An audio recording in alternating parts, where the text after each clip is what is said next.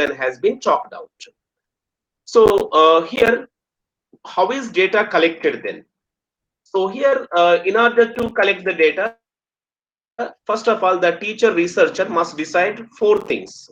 So which data is to collect? It means what kind of data is needed to be collected, and how to collect the data for the research, and who will collect the data, and when to collect the data. These are the four questions that the teacher researcher has to decide before he starts collecting the data. And now, what are the different methods of collecting the data? As you know, there are essentially two types of collecting the data. One is the primary data, and the second one is the secondary data. Primary data is nothing but the researcher, the teacher researcher collects the data by solving the questionnaires, or by observing, or by conducting the interviews, or by supplying different kinds of samples or surveys. So the data which is collected by the researcher is known as the primary data. We can call it a first hand data. Okay, and the secondary data is nothing but the data we gather from other sources, other reliable sources. For example, if we want to know the statistics about the illiteracy or literacy in India, we go for the official publications. The central governments or the state governments publish the data, and that data can be considered the secondary data. And this secondary data, before we select the secondary data, we must ensure that the data has been collected properly and that has been analyzed properly. So these are the two kinds of data that can be used in the research programs. So mostly we prefer the primary data. As we are the teacher researcher, we need to collect the data on our own. And sometimes whenever it is required, we can also go for the secondary data that has been collected by the other sources. Now, how to collect the primary data then? So these are the tools, or these are the ways that we obtain the primary data. So by applying any one of these following methods, we can collect the primary data. So the first popular one is through direct personal interviews. So we can find the respondent and we can conduct a personal interview directly with that respondent. That is the most popular one, direct personal interviews. And sometimes we can also conduct the indirect oral interviews. For example, if the respondent is unable to answer your questions, or if the respondent is unreliable, we can also go for the indirect oral interviews. And sometimes we can also collect information from the correspondents or the agents. Okay, so on behalf of the respondents, we can choose some what agents or some or correspondents. We can collect data from them. So this is the less chosen way. And the fourth one is mailed questionnaire methods. We can mail the questionnaire to other people or respondents, and we can obtain data from them. And the fifth one is scheduled sent through enumerators. The enumerators will collect the data and they will send us some data, and we will process it. So these are the popular ways of collecting the primary data. And the secondary data can be divided into two categories. One is the published sources and unpublished sources. So as I have told you, the reports or the publications by some reliable sources, we can take the information from them. So this is all the introduction to the concept of data. And now we are going to adapt this into our teacher research program. So here we are going to talk about how to build research into normal teaching. So here, when it comes to research, many teachers spend much of the time preparing the questionnaire or doing some kinds of burden. So here we should remember that besides this questionnaire, we have one of the popular tools of collecting the data, and that popular tool is nothing but the observation. So observation is more reliable and more valid than this questionnaire. So when we want to collect the data, we need not go for a questionnaire, and we need not spend much of the time in building the tools or constructing the tools. So without wasting time and without keeping our teaching aside, it would be better to collect the data through our normal teaching only. So in the process of our normal teaching, we observe many things from the students. We observe their behavior, we observe their performance and all those things. And from that also we can collect the data. So that's why there has been a question: is the questionnaire default tool for the teachers to collect the data? So it is completely a misconception, treating that questionnaire is the default tool for teachers to collect the data. No, it's not the default tool. There are many other tools for the teachers to collect the data. Okay, so that's what I want to tell you. For example, you are teaching your students. So here, besides giving the questionnaires to the students, you can collect the data by observing their performance or by observing their behavior. The students will not be able to tell about their behavior, tell about their performance with the help of the questionnaire. So instead of using this questionnaire, the teacher researcher is expected to collect the data with the help of his normal teaching. And what are the different kinds of data? So the teacher needs to use different types of data. Okay, so sometimes one kind of data may be insufficient. One kind of data may be insufficient for the teacher, so the teacher is expected to use different types of data. As I have already told you, for example, if you want to know the ability or knowledge of the students in a particular skill, you may make use of the questionnaire or some other things. For example, if you want to know their behavior, if you want to know their performance, okay, you may not get that through the questionnaire. Okay, that is possible only through the observation. That's why it is very important to introduce teachers to a variety types of data. Okay, so the data should be well matched to the different kinds of research questions. So this what data collection tools and collecting the data, all these things are to answer the research questions. So that's why before you select different types of data, that should be based on the research questions. So first of all, we need to frame the research questions, and then we need to go for the research design, and then we go for different kinds of questions, and then we go for the different tools of collecting the data. So that's why the teacher must make use of variety types of data in his or her research program. Okay, so that's why the teacher need to identify relevant kinds of data, and it is important in developing the effective research questions also. Okay, so we need not stick to one particular type, that is questionnaire. And here we also need to match the data to types of data types to research questions. So it is one more thing.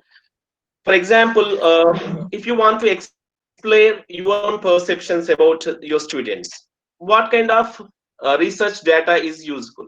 You can make use of your own written reflections or the notes prepared by you.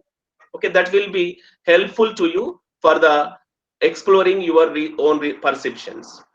And you can also make use of other people's written ideas on the topic. And you can also take notes from informal conversations with the colleagues. So these three are the important what types of research questions. Okay, if you want, what I want to tell you is the research questions need to be different according to the purpose.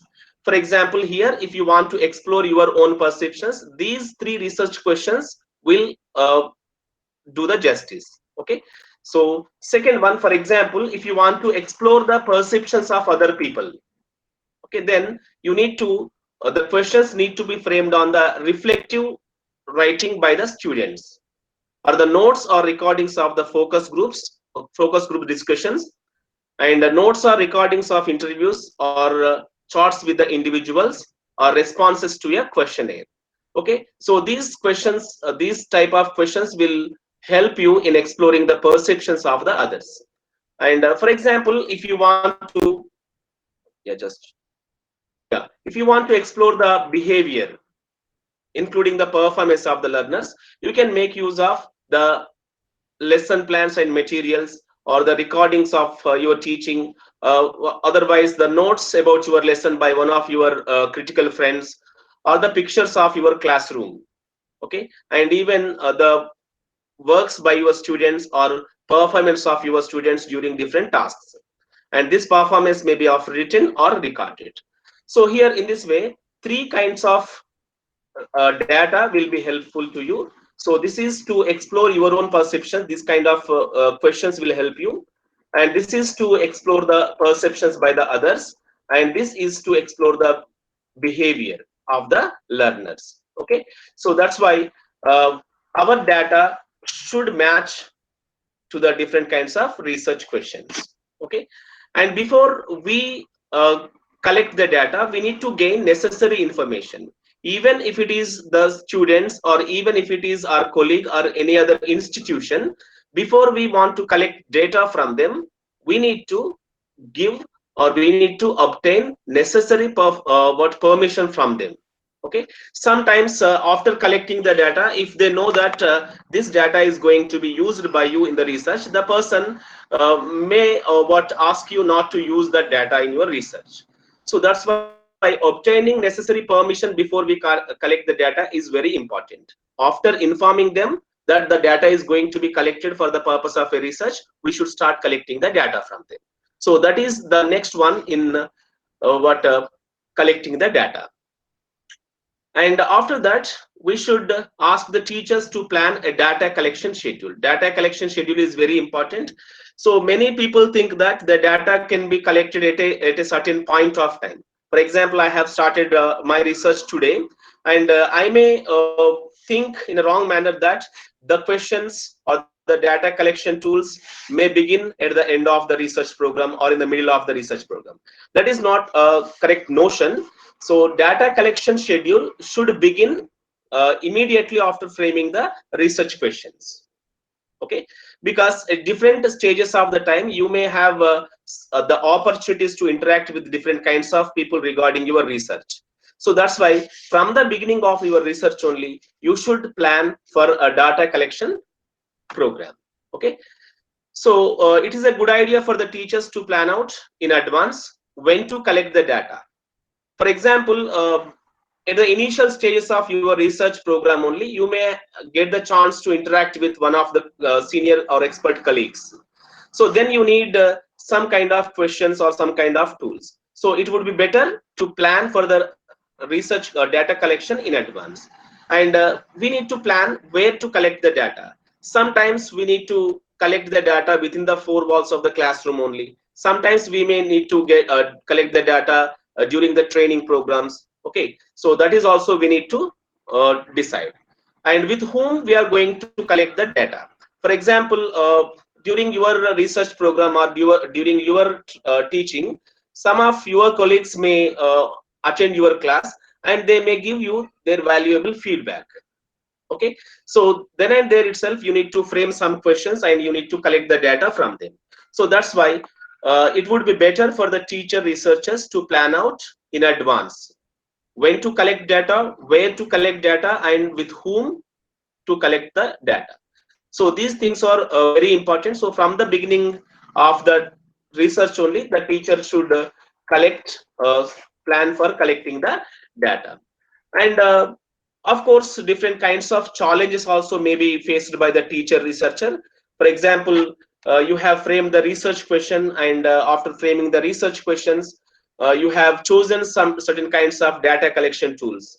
But in the middle of that research data collection, you may think that those tools may not be valid, those tools may not be reliable, or your mentor or your super mentor or some other expert may inform you that these data collection tools will not give you desired results.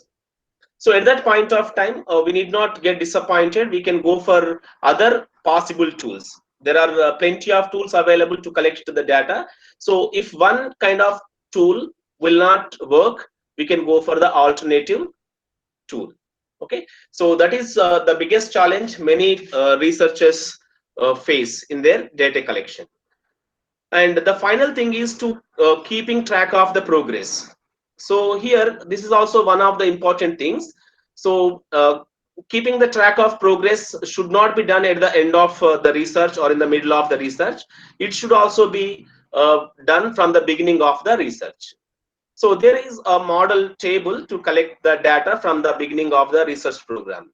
So this is a model table to collect the data from the beginning of the research program. So here, name of the teacher and the exploratory questions that they have been asked, and the types of data that we have collected.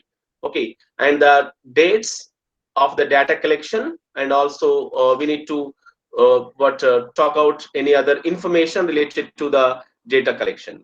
So this kind of table is also to be maintained during the data collection. So these are some of the inputs regarding the collection of the data in the process of the research.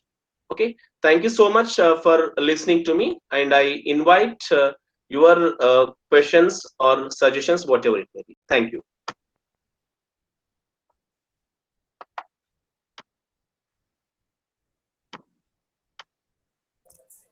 Thank you, Srinivas, for giving clear explanation about what, where, and how to collect the data. Anyone? Anyone want to ask to any question about this topic? Very brief and to the point. Thank you.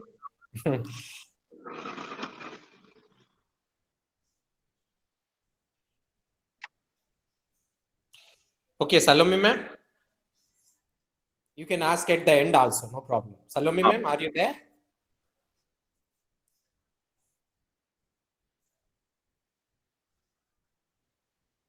Snehalata, Salome Snehalata ma'am. Hello. Hello, I'm there, sir. Ah, yeah. Yeah. Okay, go ahead. Shall I start, sir? Yeah. Hello. Okay, ma'am. Hello. Okay. Hello. Hello. Ah, ma'am, you can start. Hello. Yeah. Am I audible? Yes, yes. Am I not audible? Hello. No, it wasn't audible so far. That's why I was Okay. going on saying hello, hello. Okay. Yeah. Am I audible now, sir? Now I can also hear you. Yeah, Okay. fine. Go ahead. Go ahead. Okay, sir. 1 second.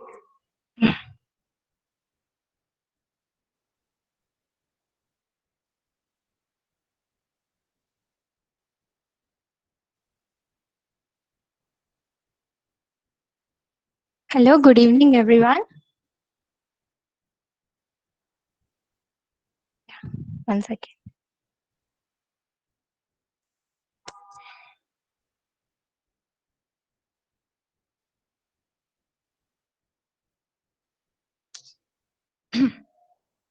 I've been going on working on this computer for since morning, and it's troubling me a little bit now.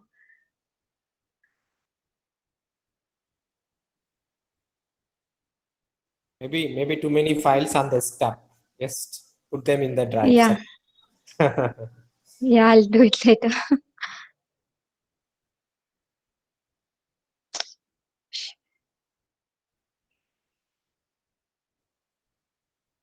Yeah, I think it will lag a little bit. Please forgive me if it troubles the presentation anywhere, anytime.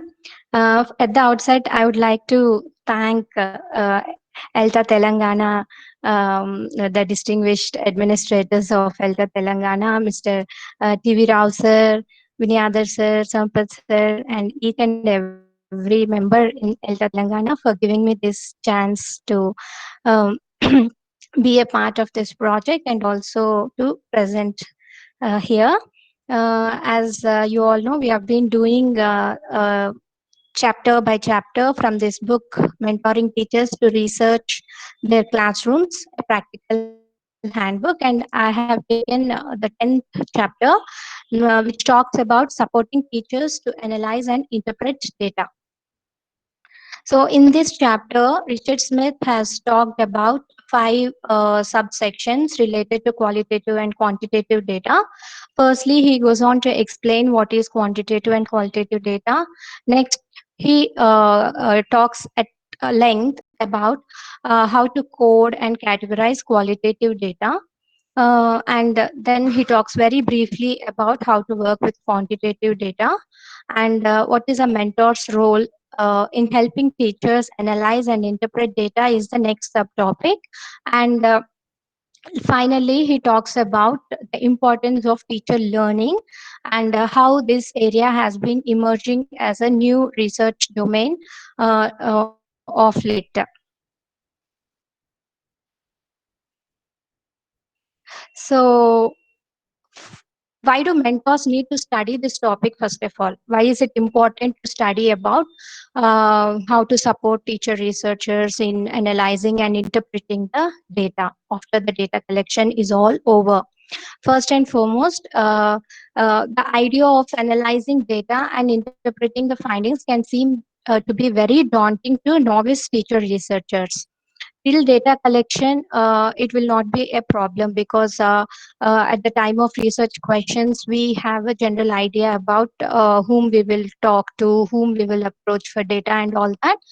But trust me, once all the data is collected from different sources, from primary sources, secondary sources, and we have a lot of data in front of us, it seems very confounding and seems very, the researcher gets very flabbergasted by the kind of data that is in front of him or her, and we don't know where to start, how to start, and all that.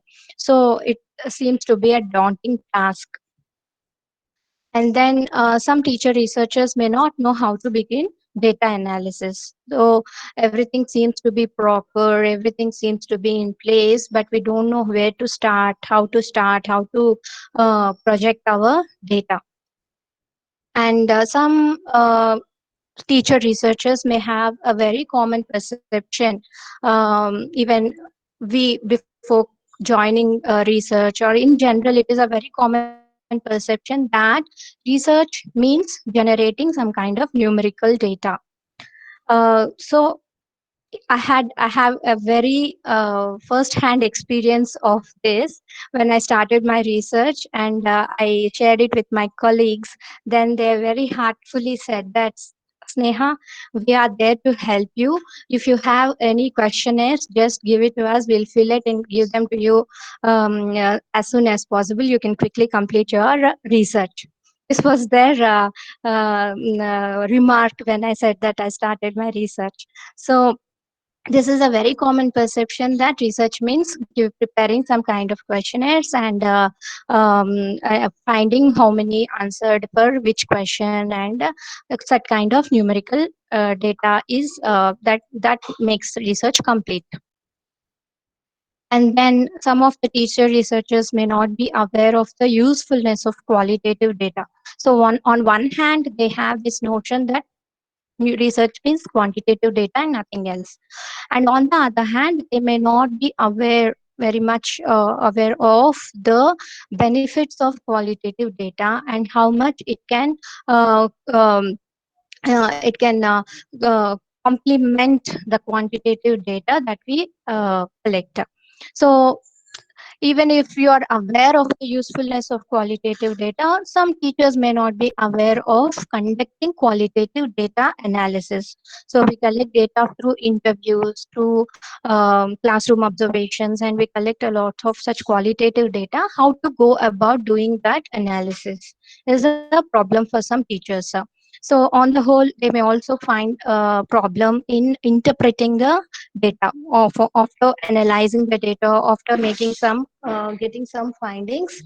It is problematic for some teachers to make interpretations or connections between different findings. So first and foremost, as I have mentioned, I'll be talking about the first subtopic in this chapter. I'll highlight what Richard Smith has talked about in this chapter, that is quantitative and qualitative data. So can you can you see anything here? Anything in your? Are you able to write anything here? Please try it once. Okay. If nobody is talking, then let me just quickly ask you to express your idea about what is quantitative data and what is qualitative data in just one word, one or two words. Please unmute We yourself. can't write, ma'am. Your Salome, ma'am, we can't that's write. why. Yeah. Okay, ma'am, no problem. Just we'll talk. Uh, Maybe I forgot to do some give some command. I have added periodic Yeah, slides, yeah. but maybe I forgot to add some command. I'm so sorry. So let us just talk about this in just one word. You have to tell what is quantitative data and what is qualitative data, not more than one word. What immediately comes to your mind when you say quantitative data? It is size of the data. Anybody? Okay, size of the data. Next, qualitative data. Numerical data, ma'am. Yes, quantitative data means size of the data, numerical data. Yeah, numbers. It's basically quantitative means numbers. So qualitative data means what would constitute qualitative data? Behavior change or Attitude, madam. Okay, attitudes. Yeah, how do we know the attitudes of the students? By observing. By observing, by talking to them. So by observing, we see a particular scene or we observe them in a particular incident or a scenario. We get to know about their attitudes. In the same way, if we give them some questions, some situations when they express their opinions or feelings about that situation, when they're giving, when they're talking, when they're using language to talk what is there in their mind, that words, those what they talk constitutes the qualitative data. So qualitative data means analysis of data analysis includes analysis of their opinions, feelings, attitudes, behavior, and suggestions, remarks. All these kind of data will constitute qualitative data. So how do we collect quantitative data? Uh, just now, sir explained how we collect quantitative data. What are some of the ways of collecting quantitative data? It's a questionnaire, madam. Yes, questionnaire. Very good, sir. Thank you. Qualitative data. What are the methods of collecting qualitative data? Ratings, madam. informal Yes. informal Informal chatting, chatting. Yes, ma'am. talking, Yes, ma'am. informal talking, Yes, ma'am. Informal conversations. conversations. Yeah. Hmm. Yeah, and Interviews. then yes, formal interviews, semi-structured interviews we have, and then we can have focused group interviews, um, and then classroom observations. We can sit in the classroom in one corner and observe what is going on in the classroom. All these constitutes qualitative data. Yes. So here I have given an example to understand how quantitative data and qualitative data can be analysis can be done on a given um, data that we have. Here, for example, this is a conversation. This is just fictitious. It is not from any classroom. This is a imagine that a teacher has been conducting an oral interaction activity on a picture like this, and we have observed the class. We have recorded the classroom conversation or the interaction between teacher and students, and we have this data with us.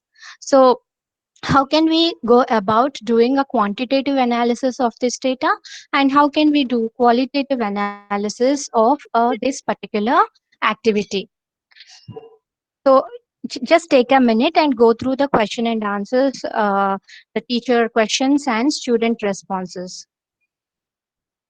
Imagine that the teacher's purpose of doing this research is to improve her ways of asking questions in the classroom, or to improve the speaking skill of the students in the classroom.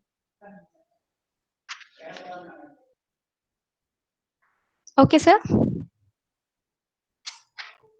So the teacher is asking, what do you see in the picture? How many children are there? Are there elders? What are the children doing? We don't generally prepare for this kind of interaction. It comes naturally to all experienced teachers, and they go on asking different kinds of questions to students, and students tell different types of answers. So we have this data with us, and how can we do quantitative analysis of teacher questions? So this entire slide is talking about quantitative analysis. So we can do quantitative analysis of teacher questions, and we can do quantitative analysis of students' responses also. So the only then when we look at the data from different perspectives, we will know, will be able to get a deeper insight of what is exactly going on in the classroom. So for coming to teacher questions, we can ask, we can do an analysis of questions based on these aspects, like how many questions were posed by the teacher. It gives a number. How many yes or no questions were posed by the teacher? How many WH questions were posed by the teacher? How many open-ended questions were asked by the teacher? And how many times did the teacher translate the questions into regional language in order to enhance the comprehension of the students? So in this way, we can look at the data depending on the research question of the teacher researcher. And when it comes to students' responses, we can uh, look at the data from different perspectives, like how many times did students speak in English, or how many times did the students answer in regional language? What is the average length of a student's response for WH questions? For open-ended questions, what is the average length? And then how many different types of grammatical errors occurred in the students' responses, and what is the percentage? And what is the percentage of newly taught vocabulary in the students' responses? Are they using the vocabulary or not? So if that is the focus of the teacher, the teacher can do a quantitative analysis of the grammatical errors, vocabulary, length of the students' responses. In this way, the data can be analyzed quantitatively. If we have to do a qualitative analysis, which if you are just look at numbers like WH questions 9, open-ended questions 3, and then average length of the student's response 3 words. Like that, if we just look at the numerical data, what can we know? What interpretation can we make out of that data? It will be not complete until and unless we know, well, why the teacher has asked more number of WH questions, why the student has asked less number of open-ended questions, and what inhibited or what motivated students to answer for some questions and remain silent for some other questions.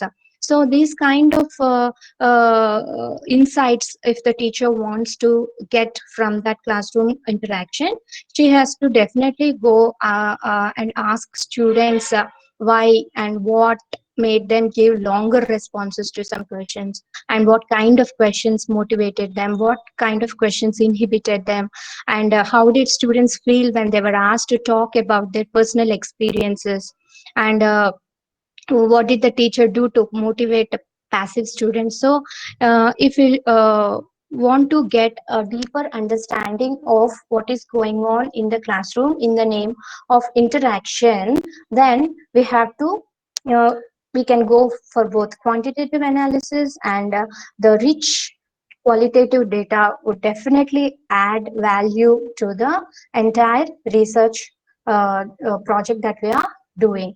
So if we just limit ourselves to quantitative data, we'll be missing on the qualitative input that we'll be getting from the situation. So what is the role of a mentor in this distinction between quantitative and qualitative data? These two, quantitative and qualitative, are put into separate sections in the mindset of the teacher researchers, for example. You think like that. Then what is the role of a mentor? The mentor's role is to tell the teacher researchers that both quantitative and qualitative data are useful. It is not that just one type of data is sufficient and the other type of data is difficult, or this kind of assumptions, if anybody is having, we have to know what they are and to try to erase them from their minds. And neither should be neglected.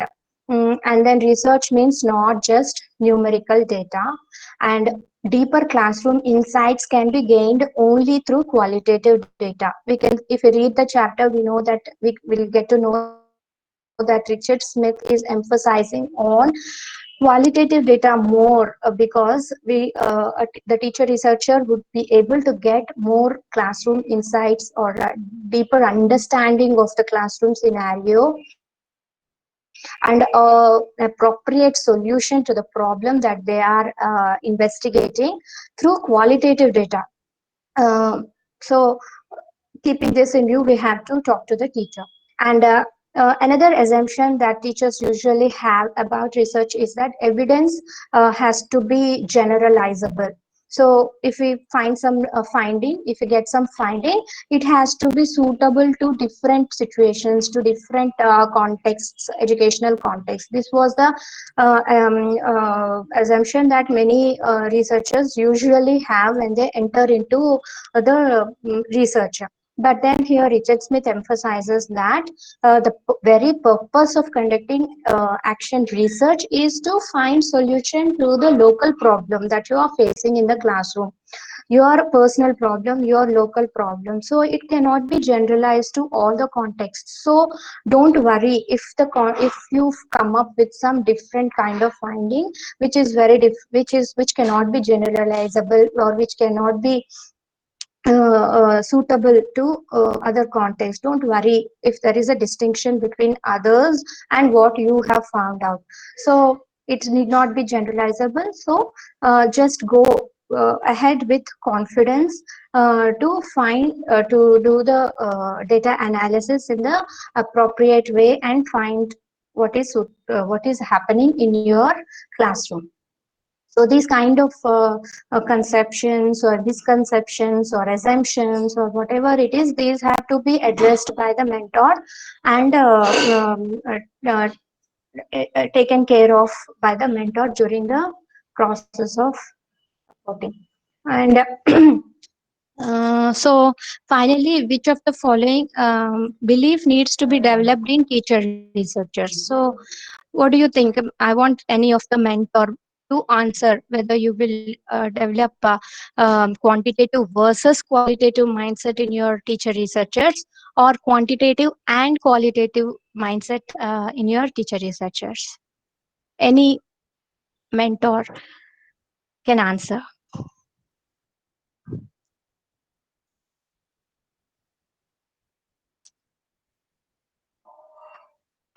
Nobody wants to answer? Yeah, quantitative and Okay. qualitative. This is Chandrasekhar Raja. Yes. Yeah, Yes, sir. yeah, I would Thank you, like sir. to elaborate. Thank you. Quantitative and Yeah. qualitative. Yeah, this is what we have to develop in the in our teacher researchers. This type of thinking. It is not one at the expense of the other type of data, but it is both the data which will give us a rich insight into the classroom problem. Next subtopic is coding and categorizing qualitative data. Okay. In this subtopic, Richard Smith went on describing the different steps in analyzing qualitative data. Why he mostly emphasized on qualitative data? Just now I have explained very clearly. He is a avid supporter of qualitative data, because he believes, or everyone believes, that qualitative data will give deeper insights into classroom processes. So the first one is familiarizing oneself with the data, coding the data. Second stage is coding the data. The third stage is categorizing the codes into themes. And the fourth one is reviewing themes. I will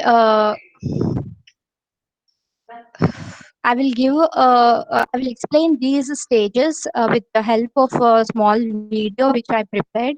But before going into that video, I would like to introduce two approaches that are used in qualitative analysis. They are deductive approach and inductive approach. In deductive approach, categories are predetermined. So categories or codes are predetermined. predetermined. For example, if we take the same example of the classroom conversation, which I just explained now, in that interaction, teacher-student interaction, we have certain questions, certain responses. So before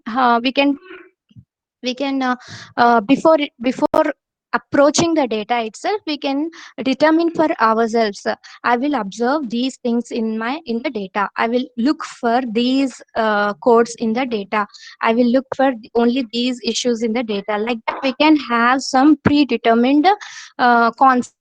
Like, for example, here I have given low cognitively demanding questions and high cognitively demanding questions. Means WH questions and high means open-ended questions. So in like that, we can predetermine in our mind and approach the data like that. In other type of approach, that is inductive approach, there is no nothing predetermined in the mind of the researcher. The researcher just approaches the data like with the tabula rasa, with a clean slate. There's nothing written in the mind of the teacher, and he approaches the data.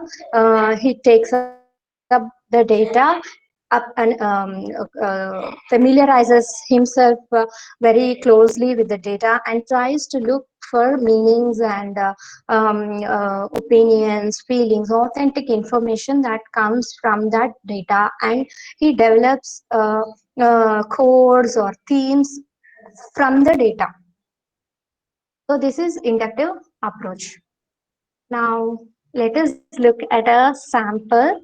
This YouTube link is not working, so I will go to the website where I have created this video. This video is just to give you an understanding, a very preliminary understanding of how to go about doing qualitative analysis. Please give me a moment.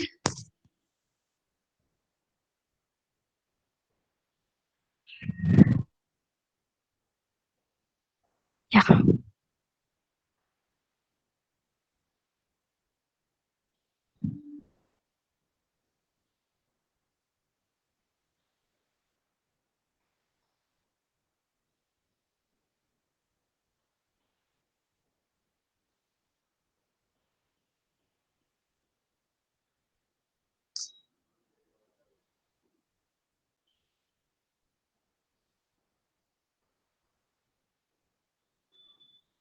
Oh, sorry.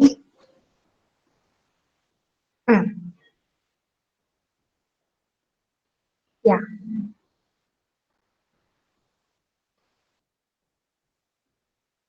Can you hear the audio? Please, one of you unmute and tell me if the audio is Your voice audible. is audible, Salome. What about Only the your audio voice, in madam. this? Okay. Your voice is audible, not the audio. Now, ma'am? Not even now. Okay, okay. I don't know. In Zoom, we can do it, but here, okay, even without audio, also, you can just, even if you just see that, you can get some idea. Please look.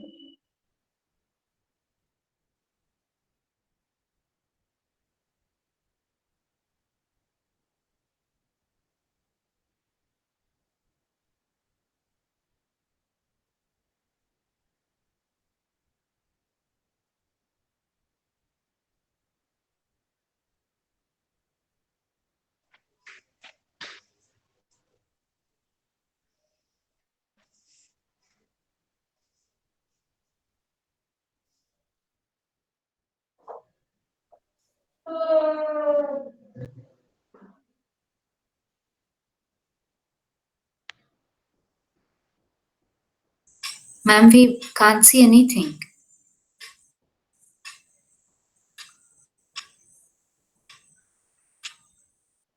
Have you selected Ma'am? only the tab, entire screen sharing? What, You have sir? selected, have you said while sharing the screen, have you selected the entire screen or only the tab? Tab, sir. So that's why you cannot see that. Otherwise, you can stop sharing and share the video screen again so that we can watch Okay. that video. Please, if with your permission, if you just give me a moment, I'll do it, sir.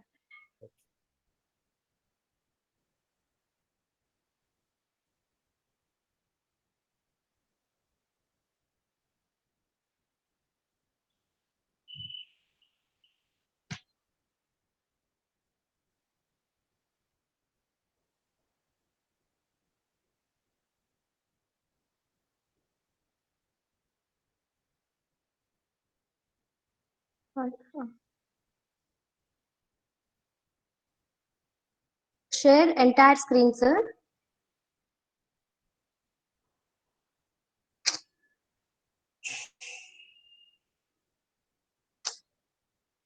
Oh my God.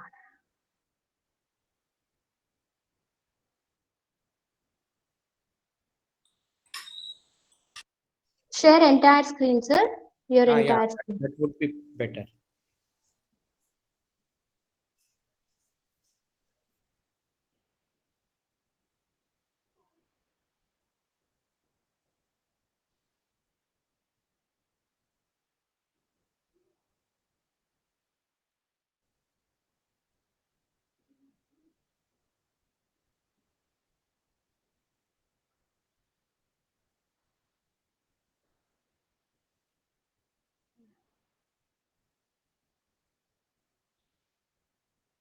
Can you hear? Oh, I'm sorry. It doesn't start. Yeah, we can see the green screen. Can you hear, sir, now? Only you, madam. Yes, madam. Yes. Data.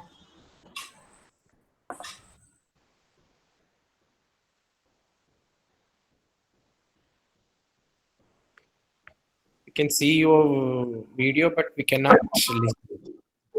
Okay, it's the same.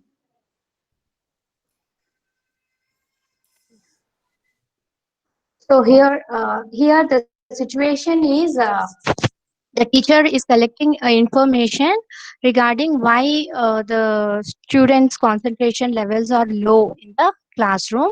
She has conducted interviews of students and collected. It's difficult to concentrate when the teacher talks for too long. I lose concentration when other students misbehave. It's audible. Okay, thank you, ma'am.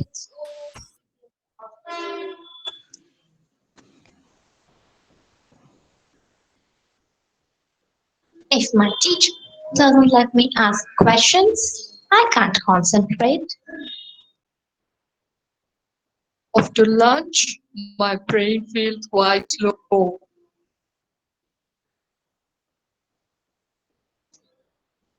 If the activity is not interesting, I can't concentrate.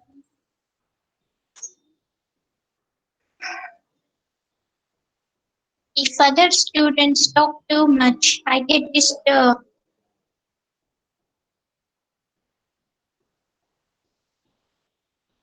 After collecting the data, the next stage is to familiarize with the data. Here we have a list of authentic opinions expressed by students.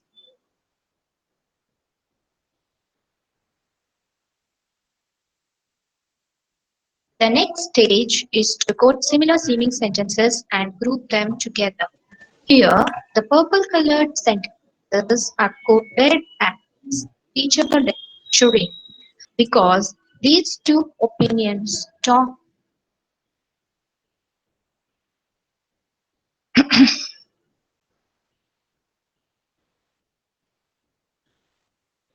Yeah.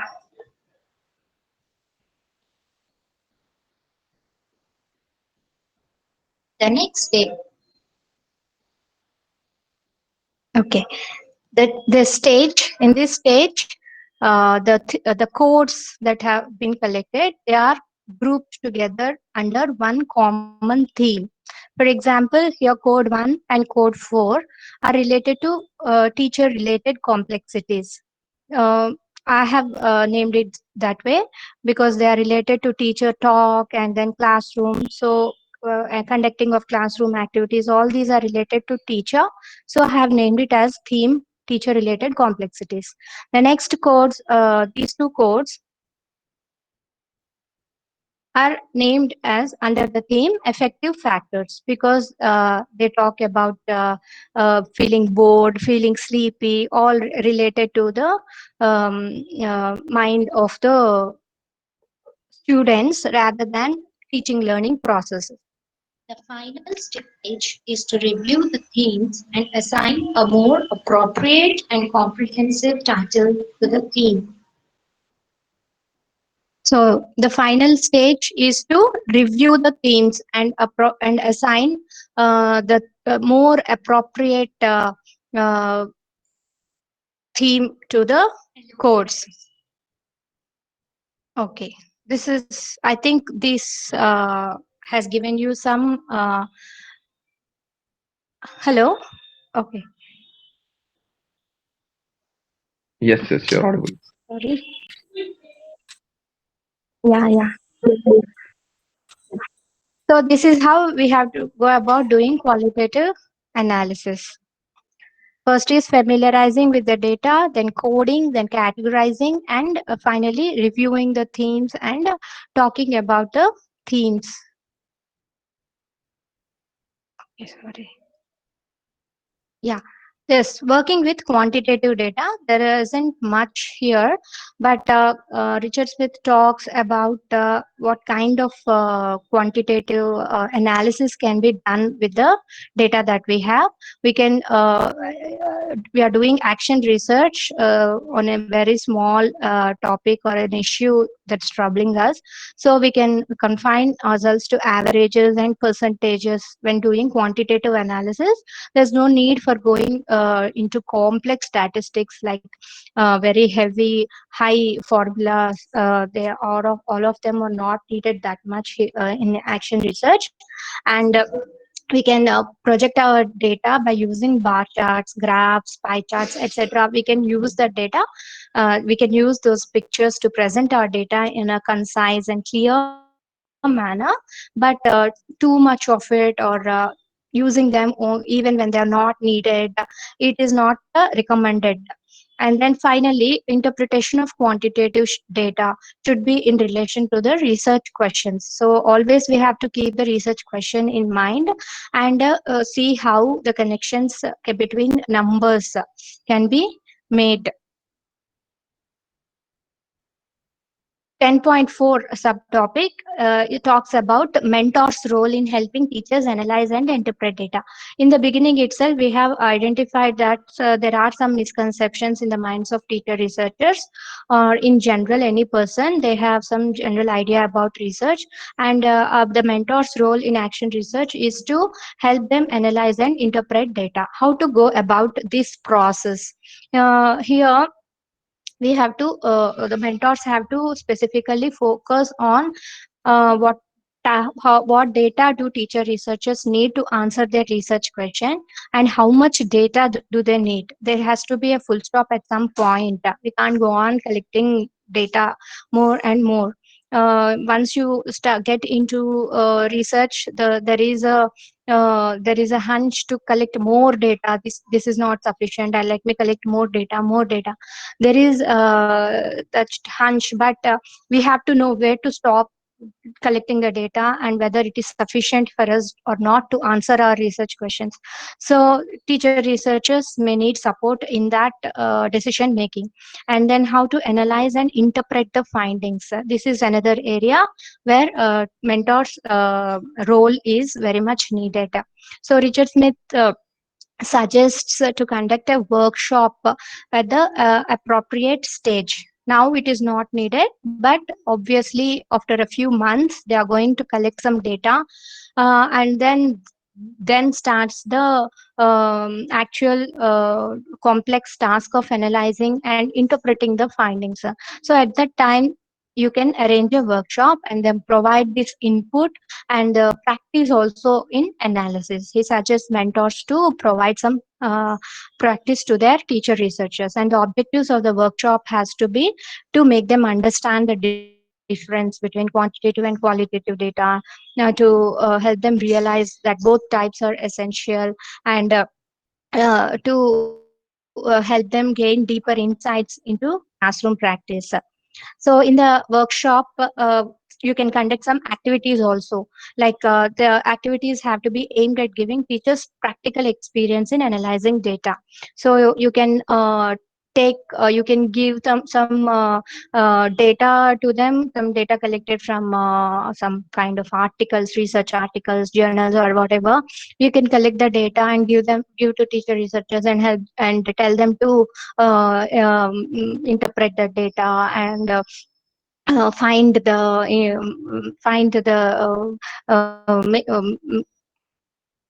data, and teachers can bring their own data and analyze it together in groups.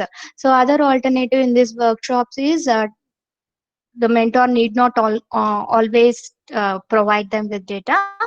If the teachers are ready with the data, they can just bring in that data, share that data with others, and then together they can sit or virtually meet and analyze it together in groups. These are the activities that can be done in workshops. So he has given some examples here about what kinds of tasks can be given to the teachers. A teacher wants to know the preferred reading habits of her students. Uh, what should the teacher, in order to achieve the most useful data, the teacher should give students a list of topics and ask them to rank in order of preference. So, asking the students to list the topics in order of preference, would it be a very useful method of collecting the data? Do you agree with it or disagree with it?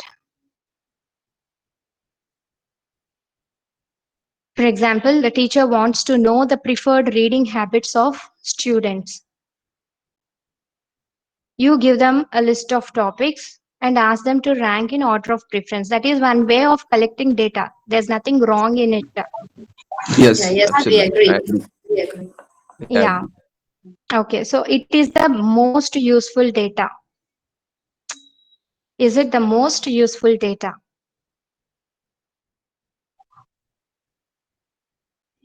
Is there any other Mm, person who has another opinion? I feel that it is not the most useful data, because we only get the order of preferences of students. We can make some decisions on that basis, but it would be more beneficial if you talk to students and let them give them opportunity to talk about what they like, why they like something, whether they read storybooks, or all this kind of casual conversations will help more in knowing about their preferred reading habits. If you just give a questionnaire and ask them to list them in order, in an order, it may not be completely valid data. Students sometimes just tick whatever they like, whatever